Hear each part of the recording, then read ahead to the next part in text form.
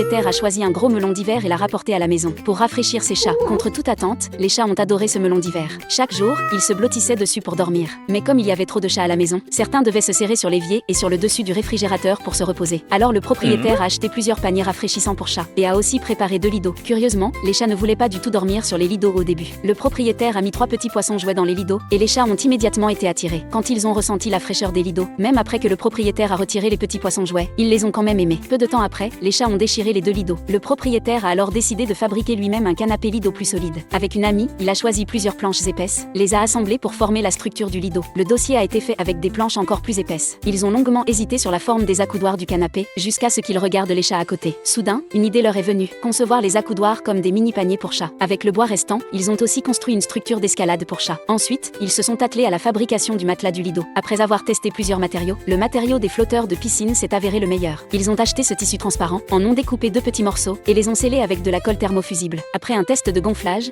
ils ont confirmé qu'il n'y avait absolument pas de fuite. Pour plus de sécurité, ils ont acheté le même tissu, mais plus épais. 2 jours plus tard, le matelas du lit d'eau était enfin terminé. Une fois rempli d'eau, il était très agréable et frais. Pour que ce soit plus joli, le propriétaire a remis les petits poissons jouets à l'intérieur. Aimeriez-vous avoir un canapé comme celui-ci? Le petit chien était tout sale et avait le poil en désordre. L'homme voulait lui donner un bain, mais le petit chien refusait obstinément. N'ayant pas d'autre choix, l'homme a fait appel à son acolyte, ce papillon. Le papillon a volé près du petit chien et, devant les autres petits chiens, lui a donné un doux baiser. Il a aussi tourné sans cesse autour du petit chien, jouant avec lui. Les liens entre eux se sont renforcés. Soudain, le papillon s'est envolé. C'est alors que l'homme est venu dire au petit chien que le papillon était parti à cause de sa mauvaise odeur. Après avoir entendu cela, le petit chien a immédiatement accepté de se faire laver par l'homme. L'homme l'a soigneusement nettoyé et un peu arrangé. Un petit chien au poil propre et beau est apparu. Le papillon, voyant le petit chien tout propre, est revenu aussitôt. Ils ont recommencé à jouer joyeusement ensemble. Quant à savoir pourquoi ce papillon obéissait autant à l'homme, voici l'histoire. Un jour, le papillon s'est posé devant la porte de l'homme, semblant à l'agonie. Voyant cela, l'homme s'est précipité pour le secourir. Lui a fait un bouche à bouche et un massage cardiaque. Mais cela n'a eu aucun effet. Il a alors versé une goutte d'eau sur le papillon. Contre toute attente, après avoir bu l'eau, le papillon s'est lentement réveillé et a recommencé à bouger. Il a finalement déployé ses ailes et s'est envolé vers le ciel. L'homme a été profondément touché. Le papillon est resté chez lui pour se rétablir et avec le temps, il est devenu très proche d'un des petits chiens. Mais un jour, des congénères du papillon sont venus le chercher. Le petit chien, voyant les papillons venus s'embrasser en signe de retrouvailles, a compris que le moment des adieux était arrivé. Le petit chien avait le cœur serré, les yeux pleins de tristesse et de nostalgie. Finalement, le petit chien a fait ses adieux au papillon, ne pouvant que regarder son ami s'envoler vers le lointain. Qui a déjà vu une amitié aussi pure et belle?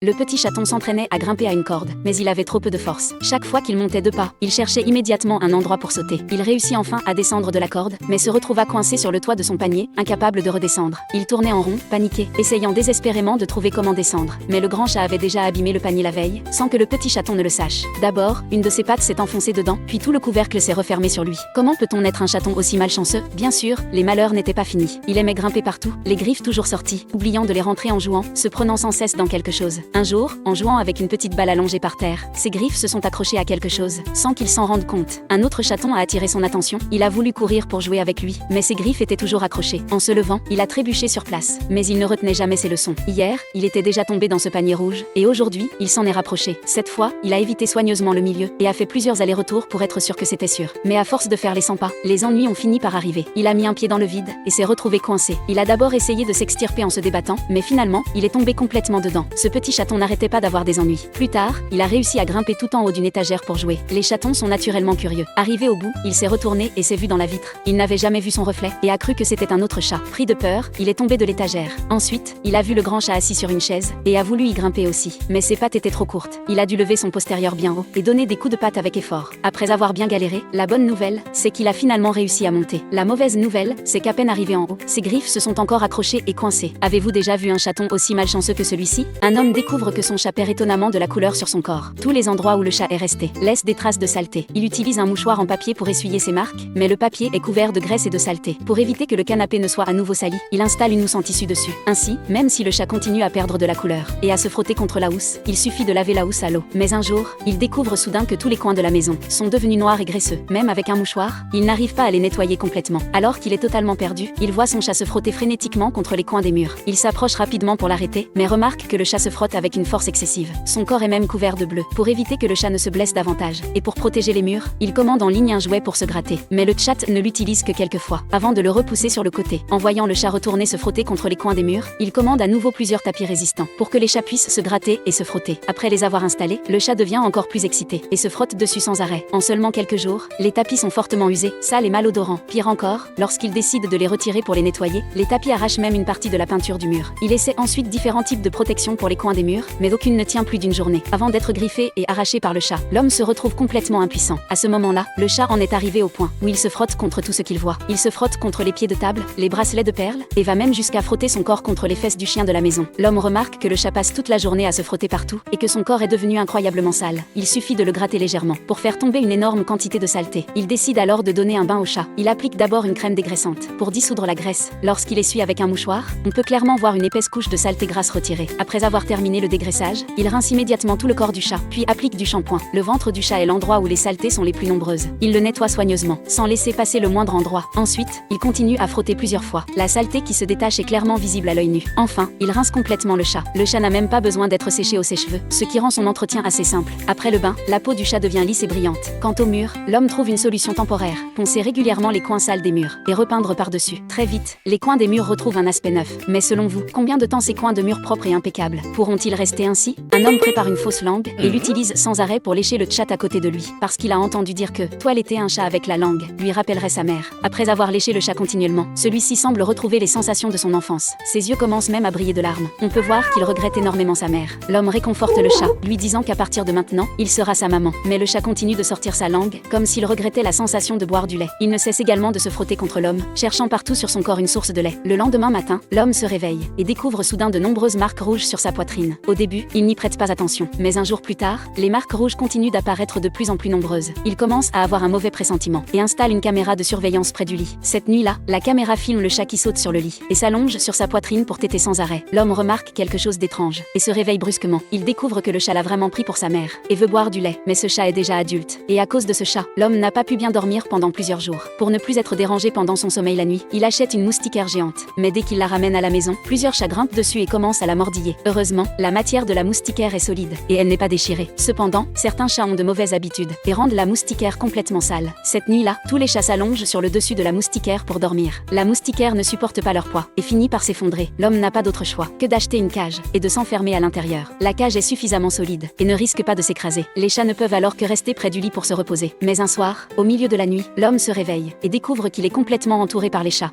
La famille regardait la télévision quand ils ont soudainement remarqué que le bébé était fasciné par les méduses. Le chien de la maison, voyant cela, a décidé d'aller seul à la plage pour tenter sa chance, pour peut-être en attraper une et l'offrir au bébé. Voyant le chien si enthousiaste, la maîtresse a accepté. Le chien a pris un petit seau dans sa gueule et a longé le rivage pour chercher. Il a d'abord rencontré plusieurs grands homards, identiques à ceux qu'il voyait à la télévision. 3 homards étaient serrés les uns contre les autres. Le chien s'est précipité et les a mis un par un dans le seau. Peu de temps après, il a vu un crabe se promener sur le sable. Il a tendu la patte pour l'attraper, mais le crabe l'a pincé fermement. Malgré cela, il a secoué la tête d'un coup sec et a fait tomber le crabe dans le seau. Bientôt, il a trouvé une truite de corail rouge dans les eaux peu profondes. Avec des paragiles et une prise précise, il a réussi à attraper le poisson. Ensuite, il a trouvé des ormeaux et des huîtres sur les rochers. Ce jour-là, la récolte du chien était très abondante. Peu après, il est rentré à la maison et a vidé tous ses fruits de mer dans l'évier de la cuisine. La maîtresse était très surprise de voir autant de fruits de mer, mais le chien avait l'air un peu déçu. Il n'avait finalement pas réussi à attraper la méduse que le bébé voulait. La maîtresse l'a vite réconforté, lui disant qu'il avait fait un travail formidable et lui a promis un grand festin de fruits de mer pour le dîner. Elle a préparé les homards, les a coupés en 2, puis elle a préparé une sauce, mélangeant de la mayonnaise, de la moutarde au miel, du jaune d'œuf et du sucre jusqu'à obtenir une texture onctueuse. Elle a étalé la sauce sur la chair du homard, a saupoudré de fromage et a fait cuire au four à 400 degrés Fahrenheit pendant 12 minutes. Le homard gratiné au fromage était prêt. Le chien en a goûté une bouchée et l'a trouvé absolument délicieux. La maîtresse lui a aussi offert une grosse cuisse de poulet en récompense pour son dur labeur de la journée. Aimeriez-vous avoir un chien aussi sage que celui-ci? Un homme a un petit chien extrêmement collant. Même quand il va aux toilettes, le petit chien l'accompagne, insistant pour être tenu dans ses bras. Où que l'homme aille, le petit chien le suit. Il n'a aucun espace privé. Il a essayé de s'éclipser discrètement quand le petit chien n'était pas attentif, mais même si le petit chien ne le regardait pas directement, il surveillait ses moindres gestes. Chaque fois qu'il tentait de partir, le petit chien le fixait intensément. Même s'il montait sur la table, le petit chien trouvait un moyen de grimper pour se jeter dans ses bras. Quand il se lavait le visage, le petit chien insistait pour se laver avec lui, grimpant sur son dos pour faire